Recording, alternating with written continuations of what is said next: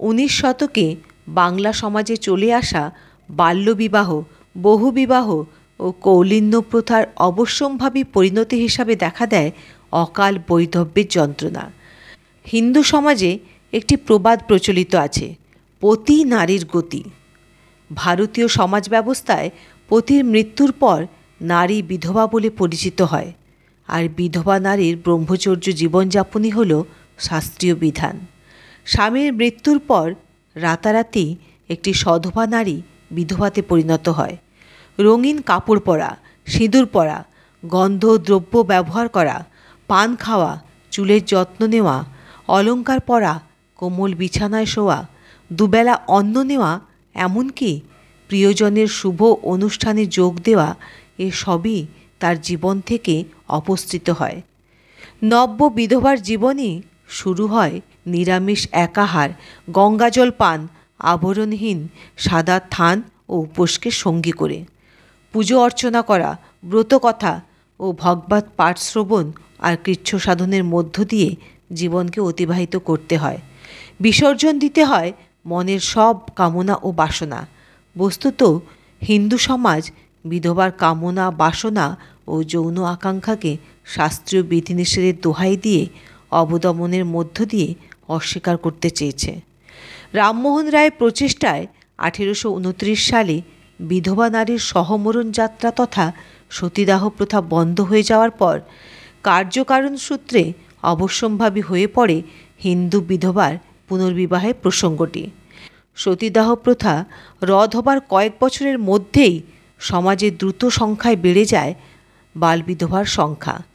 কুলীন ব্রাহ্মণের একাধিক বিধবা স্ত্রীর সহমরণ না হওয়ার কারণে সমাজে নতুন বিপত্তি দেখা দিল। অল্প বয়স্কা কিংবা নাবালিকা বিধবার উত্তরাধিকার নিয়ে দেখা দেয় নানা সংকট। অসহায় বিধবাদের না ঠাঁই হয় শ্বশুর বাড়িতে, আর না ঠাঁই হয় বাপের বাড়িতে। ফলত তাদের ব্যক্তিজীবন হয়ে ওঠে নিরুপায় ও আশ্রয়হীন। আর এই বিধবাদের একটা বড় অংশ সমাজে কলঙ্কে জড়িয়ে পড়ে। কেউ কেউ জীবন বাঁচানোর তাগিদে কলকাতার নব্যবাবুদের বাগানবাড়িতে রক্ষিতা হয়ে যায়, আর কেউ কেউ আশ্রয়হীন হয়ে হুগলির তীরে গড়ে ওঠা নতুন নগর কলকাতার কালীঘাট সংলগ্ন এলাকায় পতিতালয়ে আশ্রয় নিতে বাধ্য হলেন। সমাজে ঘটতে থাকে অবৈধ গর্ভপাতের ঘটনা। নবীন বিধবাদের পরিচয় হয় রাঁড়। এভাবেই 1829 পরবর্তী কলকাতার 3 দশক সমাজে নানান গোলযোগ ও সংকটে তৈরি হয়। ফলে প্রগতিশীল সমাজ হিতৈষীরা ভাবতে শুরু করেন এই সংকট থেকে পরিত্রাণের উপায় কী। বিদ্যাসাগরের বিধবা আন্দোলনের পূর্বে বিধবা বিবাহের একটা প্রাক ইতিহাস আছে। বিধবার পুনর্বিবাহের বিষয়টি শুধুমাত্র যে বিদ্যাসাগর ভেবেছিলেন তা কিন্তু নয়। বিদ্যাসাগরের বহু পূর্বেই এদেশের বিদ্বানজন এ নিয়ে সরব হয়েছিলেন। উপযুক্ত যুক্তি প্রমাণ আর সমাজ প্রতিবেশ প্রতিকূলতা বিধবা বিবাহের পক্ষে অন্তরায় হয়ে উঠেছিল। বিধবা বিবাহ এ আইন পাশ হওয়ার পেছনে ছিল বহুদিনের এবং বহুজনের বিচ্ছিন্ন ও সংঘবদ্ধ সংগ্রাম। বিদ্যাসাগরের নেতৃত্বেই শেষ পর্যন্ত জয়ী হয়। বিদ্যাসাগর এই বিধবা বিবাহ আইন পাশ করানোর জন্য কেন এত ব্যাকুল হয়েছিলেন এবং কেনই বা তিনি সমাজের বিরুদ্ধে গিয়ে এত লড়াই করেছিলেন, তার পেছনে রয়েছে একটি করুণ কাহিনী। আর সেই কাহিনী কী ছিল তা জানতে হলে স্কিপ না করে শেষ পর্যন্ত শুনতে থাকুন। আর ভালো লাগলে একটা লাইক, শেয়ার ও কমেন্ট করে দেবেন। আর আমার এই নিউ চ্যানেলটিকে সাবস্ক্রাইব করে পাশে থাকবেন ও পাশে থাকা নোটিফিকেশান বেল আইকনটা প্রেস করে দেবেন। আপনাদের সাথে আমি অনামিকা। তো শুনতে থাকুন। সালটা 1853। হুগলি বর্ধমান সীমান্ত অঞ্চলে 10 ঘরার কাছে এক অভিজাত বাড়ি। বেলা 11টা হবে। ঘরের মধ্যে আয়োজন করা হয়েছে এক আলোচনা সভার। পাড়ার গণ্যমান্য ব্যক্তিরা সবাই উপস্থিত রয়েছেন, আর রয়েছেন গৃহকর্তা স্বয়ং। জলখাবারে লুচি, ছোলার ডাল ও নানা রকম মিষ্টি পরিবেশিত হচ্ছে। সুখাদ্যের সুঘ্রাণে ঘর পুরো মাতোয়ারা। আহার সমাপনে হবে আলোচনা। বিষয়বস্তু একটি বিদ্যালয় প্রতিষ্ঠা, যাতে মেয়েদের জন্য শিক্ষার সুযোগ থাকবে। গৃহকর্তা উদার মানসিকতা সম্পন্ন, তিনি খুবই উদ্যোগী এই ব্যাপারটা নিয়ে। কিন্তু গ্রামের মানুষেরা মেয়েদের বাইরে আসতে দিতে নারাজ। তাই আজ তিনি বিদ্যাসাগর মহাশয়কে আমন্ত্রণ জানিয়ে এনেছেন মানুষকে বোঝানোর জন্য, আর চলছে তারই প্রস্তুতি। এমন সময় একটি সাদা থান পরা ছোট্ট 6-7 বছরের মেয়ে দৌড়ে এলো ঘরে। বাবা বাবা, মাকে বলো না, আমার খুব খিদে পেয়েছে, দাদারা লুচি খাচ্ছে, আর আমি চাইলেই মা বলছে, ছি আজ একাদশী না, খাবার কথা বলতে নেই মা। কিন্তু বাবা, আমি সকাল থেকে তো কিচ্ছু খাইনি, একটু জল পর্যন্ত না। তুমি, মা, দাদারা কেউ তো একাদশী করো না, তবে আমায় কেন করতে হবে? আমার বুঝি খিদে পায় না? সকলের সামনে লজ্জায় আর মেয়ের প্রতি মায়ায় করুণ হয়ে ওঠে জমিদার বাবুর মুখ। আস্তে করে বলেন, এখানে সভা চলছে মা, তুমি ঘরে যাও। করুণ দৃষ্টিতে সকলের পাতের দিকে তাকিয়ে বিফল মুখে ভেতরের ঘরে ঢুকে যায় একরত্তি অভাগা মেয়েটি।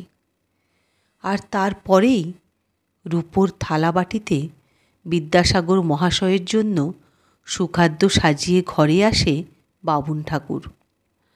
বিদ্যাসাগর মহাশয় বললেন, শরীরটা আজ ভালো নেই, আমি খাবো না, তুমি নিয়ে যাও। বাবুন ঠাকুর নিয়ে যান থালাটা ধরে। গৃহকর্তার অনুরোধে উপরোধেও দাঁতে একটুও কিচ্ছু কাটেন না তিনি।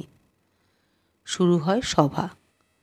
গ্রামের মানুষদের কাছে প্রথমেই তিনি তুলে ধরেন নারী শিক্ষার প্রয়োজনীয়তার কথা, সমাজে নারীদের অবদানের কথা।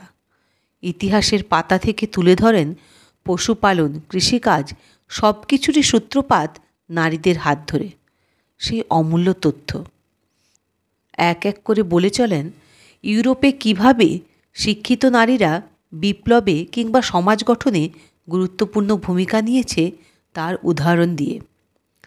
জোরালো আপত্তি ওঠে গ্রামের মানুষগুলির কাছ থেকে।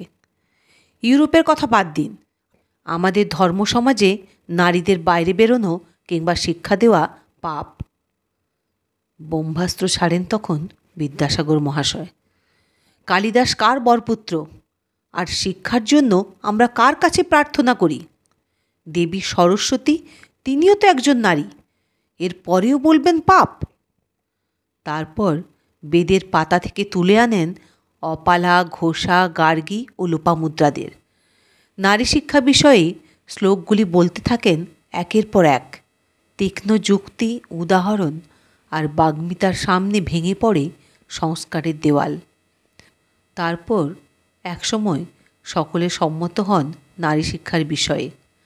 বিদ্যাসাগর মহাশয় উপলব্ধি করেন ইউরোপ নয়, সংস্কার ভাঙতে হবে বেদকে হাতিয়ার করেই। গৃহকর্তার মুখে তখন বিজয়ীর গৌরব। সকলে চলে যাবার পর গৃহকর্তা বলেন, এবার আপনার ভোজনের ব্যবস্থা করি। একাদশী, তাই অন্নের ব্যবস্থা নেই, এইবার লুচি খান কয়েকটা। শরীর আশা করি এবার সুস্থ হয়েছে। বিদ্যাসাগর মহাশয় বলেন, শরীর আমার সুস্থই আছে, ক্ষত আমার মনে।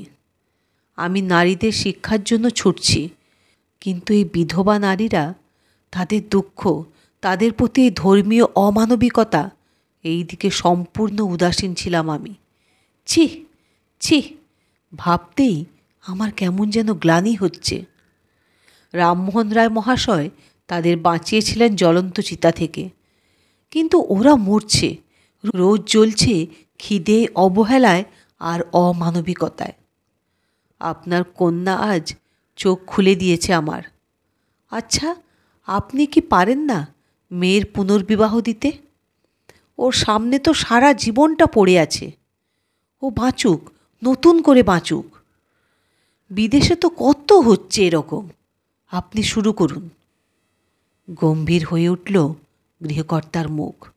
তিনি বললেন, প্রথমত সমাজ মানবে না। আমাদের প্রাচীন ধর্মেও এর কোনো স্বীকৃতি নেই। তারপর হিন্দু ম্যারেজ অ্যাক্টেও রিম্যারেজের কোনো আইন নেই। তাই ওর কপাল নিয়েই ওকে এইভাবেই বাঁচতে হবে। আমি নিরুপায়। বিদ্যাসাগর মহাশয় বললেন, স্ত্রী শিক্ষার পাশাপাশি আমার নতুন লড়াই শুরু হলো। এদেশের ছোট ছোট অসহায় বিধবা কন্যাদের বাঁচানোর লড়াই। সমাজ এবং আইন দুটোই পরিবর্তন করব আমি। শপথ নিলাম আজ। আমায় বিদায় দিন। জলগ্রহণ না করে বেরিয়ে পড়লেন তিনি। শুরু হলো লড়াই, আক্ষরিক অর্থেই লড়াই। একদিকে কলেজে অধ্যাপনা, বই ছাপানোর কাজ, তার গড়ে তোলা বিদ্যালয়ের জন্য অর্থ সংগ্রহ, সেগুলি তো আর বন্ধ হতে দেওয়া যায় না। আর তার সঙ্গে রাতের পর রাত জেগে চলল বেদ, উপনিষদ, পুরাণ, মনুসংহিতা ঘেঁটে দেখা কোথায় আছে নারীর পুনর্বিবাহের বিধান। সিন্ধুর থেকে মুক্ত তোলার মতোই কঠিন সে অনুসন্ধান। দিনের পর দিন, রাতের পর রাত, অবসরের সময় কই। এর সঙ্গে আবার কলকাতার শিক্ষিত সমাজের স্বাক্ষর সংগ্রহ, সরকারের কাছে বিধবা বিবাহ প্রচলনের জন্য পিটিশন জমা দেওয়া। এদিকে শুরু হয়েছে আর এক নতুন বিপত্তি। কলকাতার রক্ষণশীল দল, পুরোহিত সমাজ বিধবা বিবাহের ঘোর বিপক্ষে। তারা কিছুতেই মেনে নেবেন না এই অনাচার। তারা পাল্টা আবেদন করেছে সরকারের কাছে। ধর্মবিরোধী এই আইন চালু হলে সরকারের বিরুদ্ধে বিদ্রোহ করবে তারা। বিদ্যাসাগরের বাড়ির সামনে চলছে প্রতিবাদ আর ব্যঙ্গ বিদ্রুপের ঝড়। নারীদের প্রতি তার সহানুভূতি নিয়ে অশ্লীল কটূক্তি। বাড়িতে যখন তখন পড়ছে ঢিল, ময়লা আর আবর্জনা। একদিন বিদ্যাসাগরকে হামলার মুখেও পড়তে হয়েছে রাস্তায়। বঙ্কিমচন্দ্র চট্টোপাধ্যায় বিষবৃক্ষ উপন্যাসে সূর্যমুখীকে দিয়ে বলালেন, যে বিধবা বিবাহের ব্যবস্থা করে সে যদি পণ্ডিত হয় তবে মূর্খ কে? এই সব কটাক্ষেও কিন্তু বিদ্যাসাগর অনড়। সারা জীবন তিনি লড়াই করেছেন। যিনি ওই দারিদ্র কাটিয়ে কলকাতায় ছাপাখানার ব্যবসা খুলতে পারেন, যিনি উত্তাল নদী সাঁতরে পার হতে পারেন ওই দুর্যোগের রাত্রে, যিনি নিজ খরচে 21টি বালিকা বিদ্যালয় চালানোর সাহস দেখান, যিনি স্পর্ধা রাখেন ব্রিটিশের সামনে জুতো পরা পা তুলে ধরার, তার কাছে কোনো বাধাই বাধা নয়। কিন্তু বড়লাটের দপ্তর বলেছে, বেদ পুরাণে কি কোনো উদাহরণ আছে পুনর্বিবাহের? না হলে আইন পাশ করা কিন্তু মুশকিল। রক্ষণশীলদের চটিয়ে কিচ্ছু করার ইচ্ছে নেই ডালহুসের। তাই রাতের পর রাত জেগে পুঁথিপত্র পড়ছেন তিনি। কম আলোয় চোখেরও সমস্যা হচ্ছে। ক্লান্তিতে, অনিদ্রায় শরীর ভেঙে পড়েছে। হতাশা আসছে মনে। কিন্তু পরক্ষণেই চোখে ভাসছে ওই একরত্তি বিধবা মেয়েটির করুণ মুখখানি। সারা দেশের হাজার হাজার বিধবা নাবালিকার অসহনীয় জীবনের দীর্ঘশ্বাস শুনতে পাচ্ছেন তিনি। আবার শুরু হচ্ছে তার অন্বেষণ। তারপর পাওয়া গেল সেই মুক্ত। পরাশর সংহিতার অমর সেই শ্লোক, নষ্টে মৃতে প্রবরজিতে ক্লীবে চ পতিত পতৌ পচস্যা পতসো নারীনাং পতিরন্ন বিধয়তে। অর্থাৎ স্বামী মারা গেলে, সন্ন্যাস নিলে কিংবা নিখোঁজ হলে, সন্তান গ্রহণে অক্ষম হলে, অধার্মিক ও অত্যাচারী হলে পত্নী আবার বিবাহ করতে পারে। তিনি ছুটলেন সরকারের দ্বারে, প্রমাণ করলেন বিধবা বিবাহ শাস্ত্রসম্মত। আর কোনো বাধা রইল না। 1856 সালের 16 জুলাই মতান্তরে 26 জুলাই পাশ হল বিধবা বিবাহ আইন। লক্ষ লক্ষ বাল্য বিধবা পেল মুক্তির আশ্বাস। বিধবা বিবাহ আইন পাশ করানোর জন্য যেমন অনেক সজ্জন ব্যক্তি আগ্রহী ছিলেন, তেমনি যারা বিধবা বিবাহের বিপক্ষে ছিলেন তারা বিরোধিতা করে নানা রকম বিপরীতমুখী প্রশ্ন তোলেন। সেই প্রশ্নগুলি ছিল এই রকম: আমাদের সমাজ ব্যবস্থায় বিধবা বিবাহ আইন খাপ খায় না। যা ইংরেজদের সমাজ ব্যবস্থায় সঙ্গতপূর্ণ তা আমাদের সমাজ ব্যবস্থায় নয়। বিধবা বিবাহ শাস্ত্রবিরুদ্ধ, আচার বিরুদ্ধ। যজুর্বেদ, মনু, মহাভারত প্রভৃতি গ্রন্থে কোথাও বিধবা বিবাহের সমর্থন নেই। বিধবা বিবাহ আইন বলে হিন্দু পরিবারের উত্তরাধিকার হবার যে শাস্ত্রীয় নিয়ম প্রচলিত আছে তাতে গোলযোগ তৈরি হবে। তাছাড়া বিধবার বিবাহ হলে তার গর্ভজাত পুত্র এদেশের শাস্ত্র অনুযায়ী জারজ বা বেশ্যাপুত্র রূপে গণ্য হবে।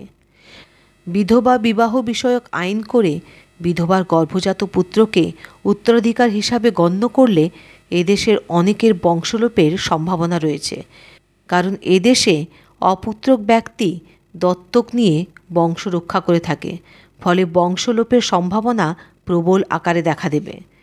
বিধবা বিবাহের আইন হলে অনেক স্ত্রীর স্বধর্মে মতি সত্ত্বেও অর্থলোভী ষড়যন্ত্র করতে পারে। বিধবা বিবাহের আইন প্রণয়ন সমাজে হিত নয়, বরং সমাজ অহিতের আইন। আইন পাশ করে জনসমাজের ধ্যান ধারণা, আচার ব্যবহার ও মতামত পরিবর্তন করা যায় না, বরং জোর করে তা করতে গেলে তার ফল বিপরীত হয়। বস্তুত বিরুদ্ধবাদীরা বোঝাতে চাইলেন যে বিধবা বিবাহ বা পুনর্বিবাহ মানে ইহজীবনে হেয় প্রতিপন্ন হওয়া এবং পরজীবনে স্বর্গবাস থেকে বঞ্চিত হওয়া। বিধবার পুনর্বিবাহ হলে শুধু যে শাস্ত্রীয় অনুশাসন লঙ্ঘন করা হবে তাই নয়, যে পরিবারের বিধবারা তা করবে তারা সমাজের চোখে হেয় প্রতিপন্ন হতে হবে। এত কিছুর সঙ্গে লড়াই করে 1856 সালের জুলাই মাসে বিধবা বিবাহ আইন পাশ হবার পর 6 মাসের মধ্যে বিদ্যাসাগর উদ্যোগ নিয়ে প্রথম বিধবা বিবাহের ব্যবস্থা করেন। পাত্র সংস্কৃত কলেজের কৃতী ছাত্র শ্রীশচন্দ্র। খাটুরা গ্রাম নিবাসী কথক রামধন তর্কবাগীশের পুত্র ছিলেন শ্রীশচন্দ্র। পাত্রী বর্ধমান জেলার অধিবাসী পটলডাঙ্গা নিবাসী ব্রহ্মানন্দ মুখোপাধ্যায়ের 10 বছরের বিধবা কন্যা। বিবাহের দিন 7 ডিসেম্বর 1856, বাংলা সাল 1263 সনের 23 অগ্রহায়ণ। সংবাদ প্রভাকর সূত্রে জানা যায় এই বিবাহের দিন স্থির হয়েছিল 15ই অগ্রহায়ণ, কিন্তু নানা বাধা বিপত্তির কারণে শ্রীশচন্দ্র বিভ্রান্ত হয়ে পড়েন এবং অনেক মানসিক দ্বিধাদ্বন্দ্ব কাটিয়ে 23শে অগ্রহায়ণ বিবাহের দিন হিসাবে মনস্থির করেন। তত্ত্ববোধিনী পত্রিকার সূত্রে জানা যায় এই বিবাহের জন্য 800 নিমন্ত্রণপত্র মুদ্রিত হয়েছিল। পাত্রীর মাতা লক্ষ্মীমণি দেবীর নামে নিমন্ত্রণপত্র বিলি করা হয়। শ্রীশচন্দ্রের বিধবা বিবাহ অনুষ্ঠানে কোনো সাহেবকে নেমন্ত্রণ করা হয়নি, কারণ দেশবাসীর ধারণা হতে পারে এটা বিধবা বিবাহ নয়, সাহেব বিবাহ। নিমন্ত্রণ করা হয়েছিল বিধবা বিবাহের সমর্থনকারী সংস্কৃত কলেজের অধ্যাপকবর্গ ও সমাজে গণ্যমান্য ব্যক্তিকে। লক্ষ্মীমণি দেবী নিজেও বিধবা কন্যার বিবাহ সম্প্রদান করেন। 12 নম্বর সুকিয়া স্ট্রিটের রাজকৃষ্ণ বন্দ্যোপাধ্যায়ের বাটিতে ওই বিবাহ হয়। ওই বিবাহ অনুষ্ঠানের বিস্তৃত বিবরণ সংবাদ প্রভাকরে প্রকাশিত হয়েছিল।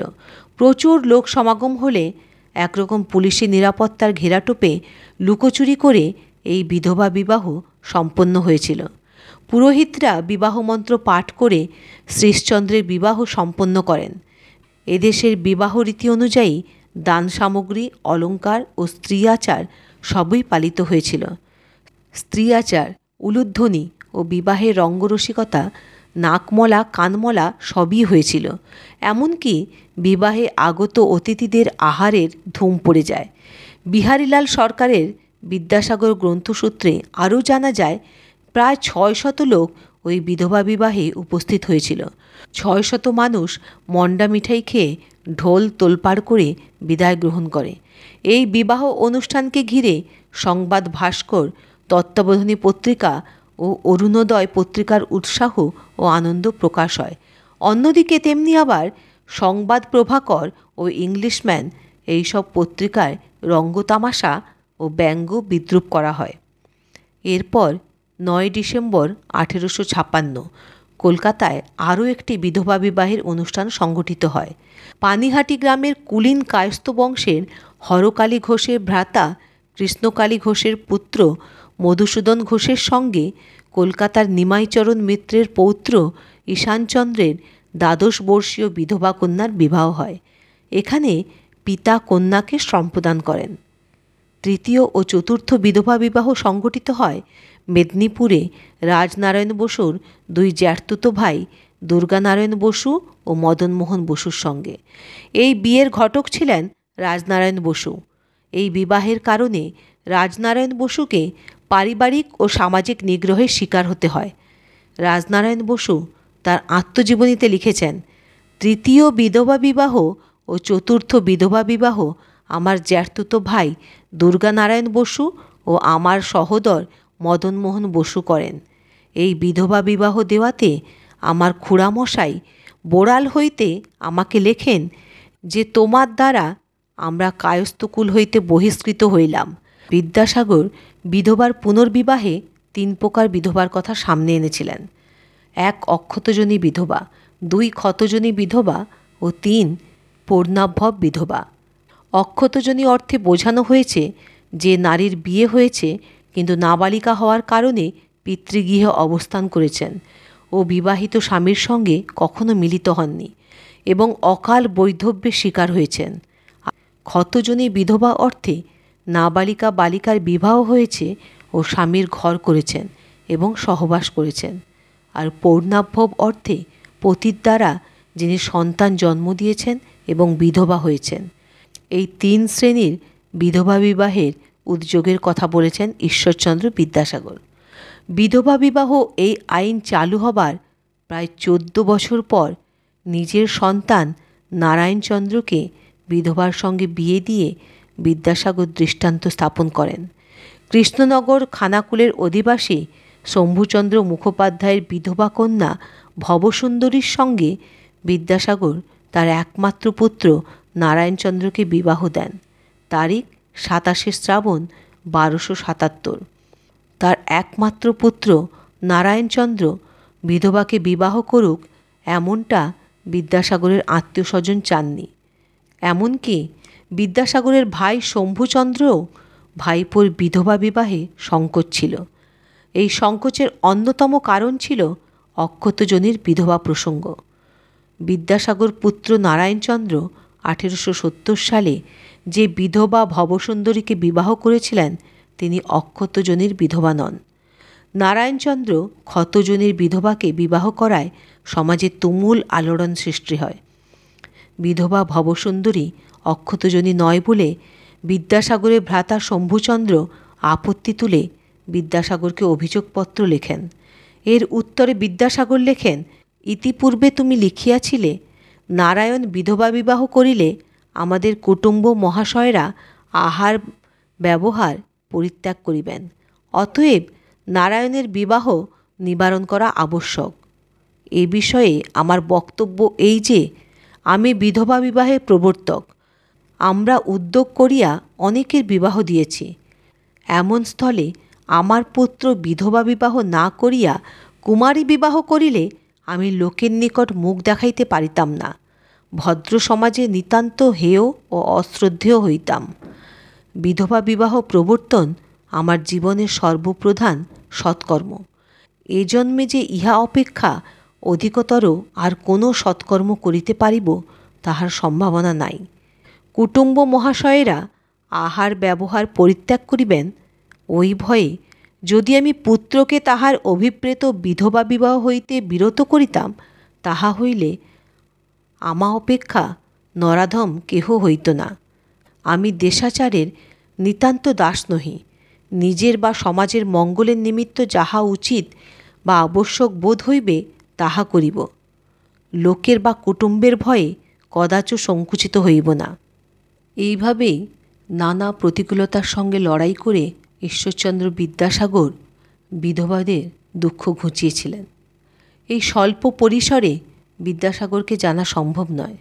বাঙালি সমাজ সংস্কারক ও গদ্যকার দার্শনিক সংস্কৃত ভাষা ও সাহিত্যের অগাধ পণ্ডিত ও নারী শিক্ষার বিকাশ ও বিধবা বিবাহের প্রবর্তক দয়ার সাগর ঈশ্বরচন্দ্র বিদ্যাসাগরের স্মৃতির প্রতি জানাই গভীর শ্রদ্ধা। আমরা আজ বহু বছর পরেও যে সংস্কার কাটিয়ে উঠতে পারলাম না, তিনি সেই যুগে দাঁড়িয়ে করে দেখালেন তা। তিনি চলে গেছেন সেই 1891 সালে, কিন্তু রয়ে গেছে তার লড়াই, তার আদর্শ, তার অবদান। যে আদর্শ আলো দেখিয়েছে আপামর বাঙালিকে, যার হাত ধরে আমাদের অক্ষর চিনতে শেখা, সেই মহামানবকে জানাই শতকোটি প্রণাম।